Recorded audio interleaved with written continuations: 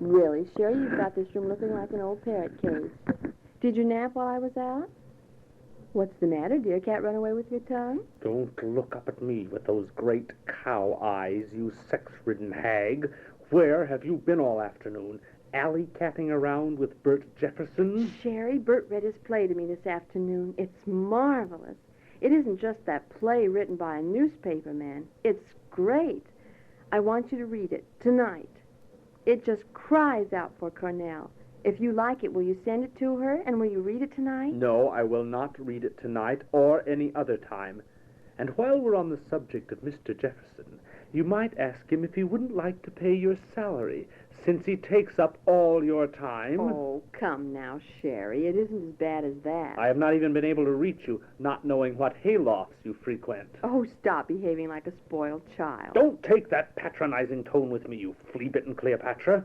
I am sick and tired of your sneaking out like some lovesick high school girl every time my back is turned. Well, Sherry, I'm afraid you've hit the nail on the head. Stop acting like Zazu Pitts and explain yourself. I'll make it quick. I'm in love. Nonsense.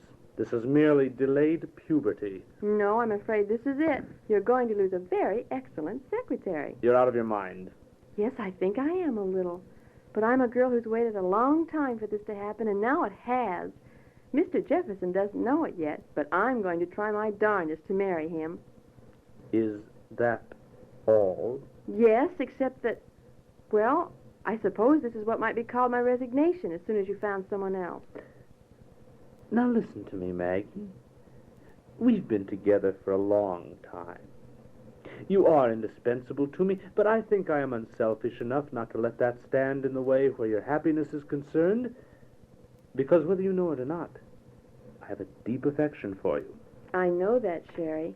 That being the case, I will not stand by and allow you to make a fool of yourself. I'm not. You are, my dear. You're behaving like a Booth Tarkington heroine. It's incredible. I cannot believe that a girl who for the past 10 years has had the great of the world served up on a platter before her, I cannot believe that it is anything but a kind of temporary insanity when you're swept off your feet in 7 days by a second-rate, small-town newspaper man. I can't explain what's happened. I can only tell you that it's so. It's hard for me to believe, too, Sherry. Here I am, a hard-bitten old cynic behaving like True Story magazine and liking it. Discovering the moon and ice skating. I keep laughing to myself all the time, but there it is. What can I do about it? I'm in love. We're leaving here tomorrow. Hip or no hip, we are leaving here tomorrow. I don't care if I fracture the other one. Get me a train schedule and start packing. I'll pull you out of this Miss Stardust. I'll get the ants out of those moonlit pants. It's no good, Sherry. I'd be back on the next streamlined train. It's completely unbelievable. Can you see yourself, the wife of the editor of the Massalia Journal, having an evening at home for Mr. and Mrs. Stanley, and Mr. and Mrs. Poopface, and the members of the Book of the Month Club? Sherry, I've had 10 years of the great figures of our time, and don't think I'm not grateful to you for it. I loved every minute of it. They've been wonderful years, gay and stimulating. Well, I don't think anyone's ever had as much fun as we had. But a girl can't laugh all the time, Sherry. There comes a time when she wants Bert Jefferson. You don't know Bert. He's gentle and unassuming and, well, I love him, that's all. I see. Well, I remain completely unconvinced. You were drugging yourself into this Joan Crawford fantasy, and before you become completely anesthetized, I shall do everything in my power to bring you to your senses. Now, listen to me, Whiteside. I know you. Lay off. I know what a devil you can be. I've seen you do it to other people, but don't you dare do it to me. Don't drug yourself into the idea that all you're thinking of is my happiness. You're thinking of yourself a little bit, too, in all those months of breaking in somebody new. I've seen you in a passion before when your life has been disrupted, and you couldn't dine in Calcutta on July 12th with Boo-Boo. Well, that's too bad. But there it is. I'm going to marry Bert if you'll have me, and don't you dare try any of your tricks. I'm on to every one of them. So lay off. That's my message to you, Big Lord Fauntleroy. Long distance, please. I want to put in a transatlantic call. Hello, transatlantic operator. This is Miss Celia 124. I want to talk to Miss Lorraine Sheldon. Sheldon. She's on the Normandy. It sailed from Southampton day before yesterday. Will it take long? Yes, all right. My name is Whiteside. Yes, this is Mr. Whiteside on the phone. Put them through. Hello! Is this my Blossom girl? How are you, my lovely? No, I'm all right. Yes, still out here. Lorraine, dear, when do you land in New York? Tuesday. That's fine. Now listen closely, my pet. I've great news for you. I've discovered a wonderful play with an enchanting part in it for you. Cornell would give her eye teeth to play it, but I think I can get it for you. Now, wait, let me tell you. The author is a young newspaper man in this town. Of course, he wants Cornell, but if you jump on the train and get right out here, I think you could swing it if you play your cards right. No, he's young and very attractive and just your dish, my dear. It just takes a little doing, and you're the girl that can do it. Isn't that exciting, my pet? Yes.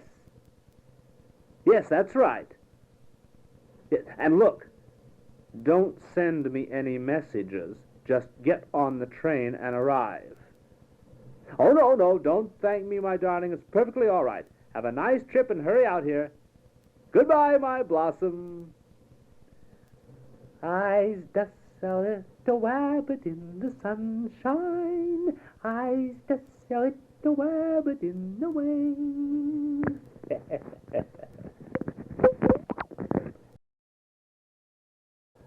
Lorraine, my Blossom girl.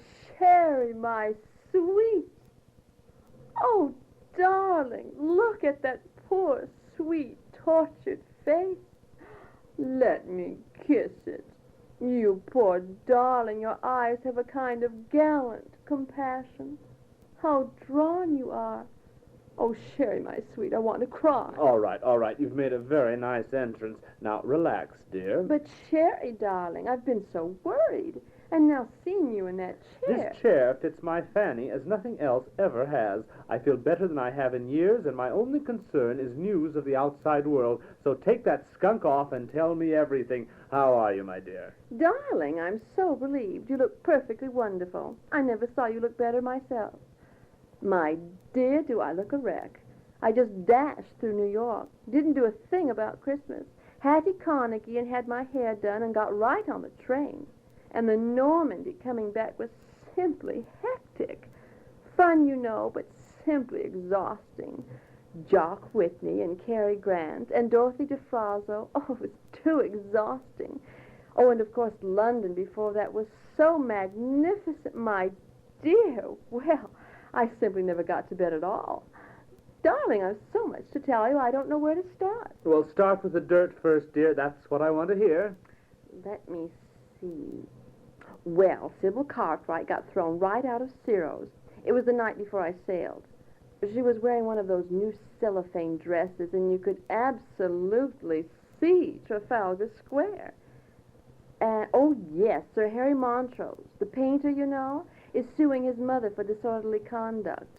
It just shocked everyone. Oh, and before I forget, Anthony Eden told me he's going to be on your New Year's broadcast, and he gave me a message for you. He said, for God's sake, not to introduce him again as the English Grover Whalen. Nonsense. Now, come, dear, what about you? What about your love life? I don't believe for one moment that you never got to bed at all, if you pardon the expression. Sherry, dear, you're dreadful. What about that splendid bit of English mutton, Lord Bottomley? Haven't you hooked him yet? Sherry, please. Cedric is a very dear friend of mine. Now, Blossom girl, this is Sherry. Don't try to pull the bedclothes over my eyes. Don't tell me you wouldn't like to be Lady Bottomley with 100,000 pounds a year and 12 castles. By the way, has he had his teeth fixed yet?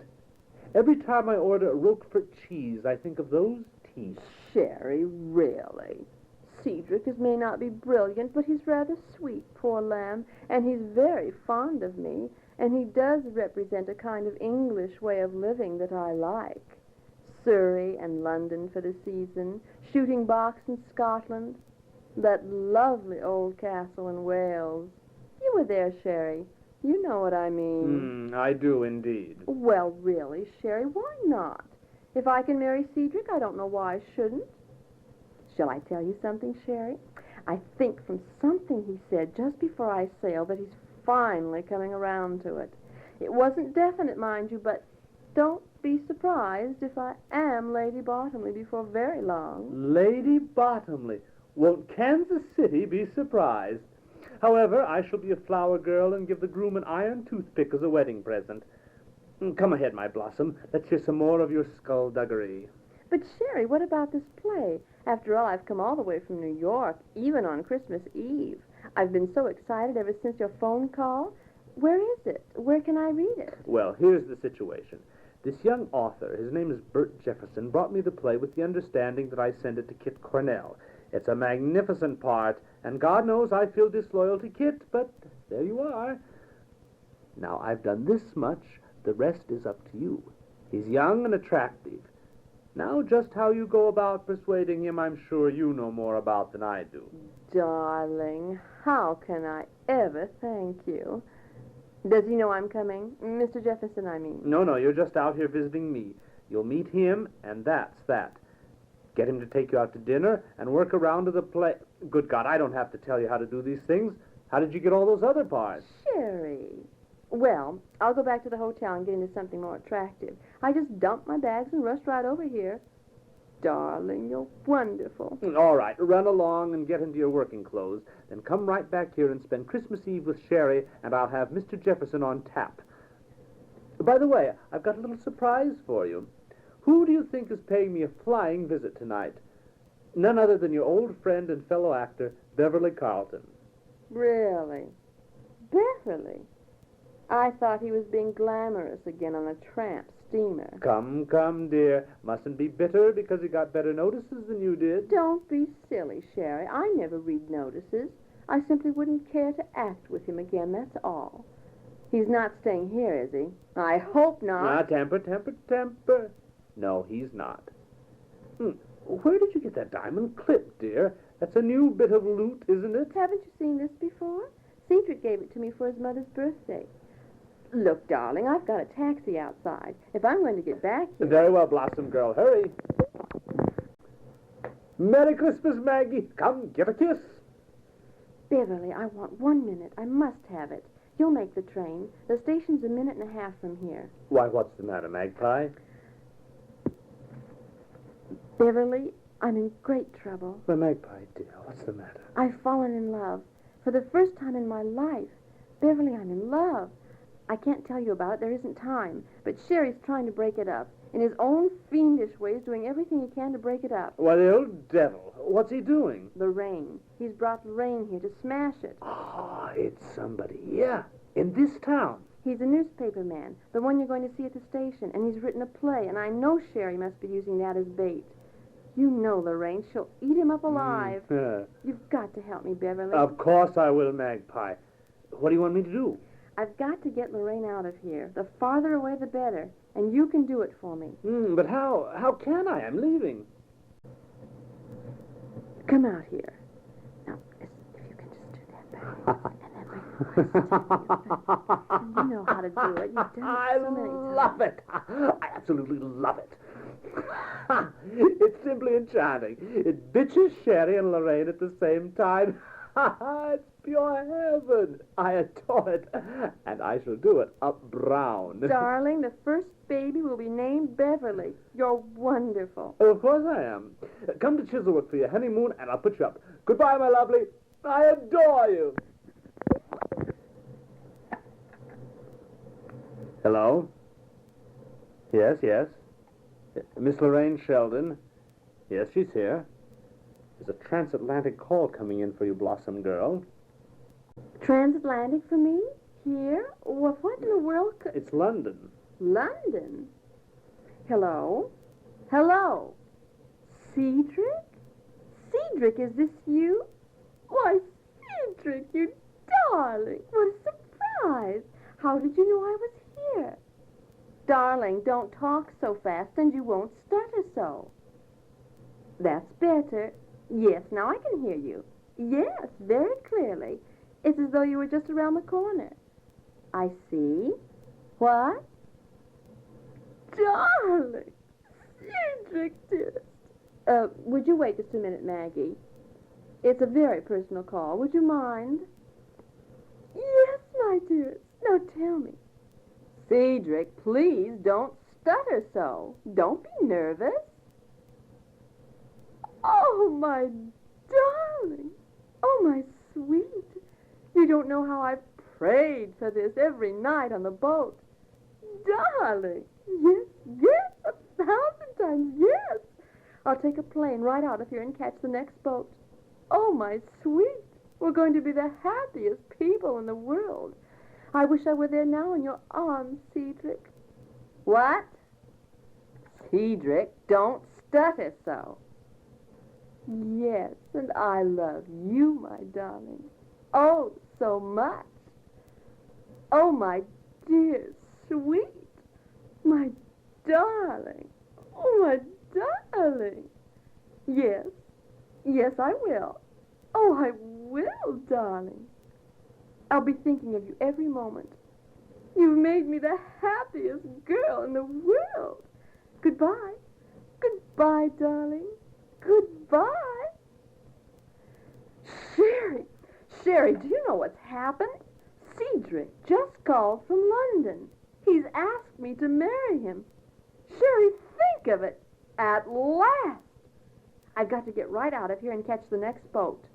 How far are we from Chicago? I can get a plane from there. Let me understand this, Lorraine. Am I to gather from your girlish squeals that you are about to toss your career into the ash can? Oh, not at all. Of course, I may not be able to play this season, but there'll be other seasons, Sherry. I see. And everything goes into the ash can with it. Is that right? Well, Sherry, you couldn't expect... Don't explain. Lorraine, I understand only too well.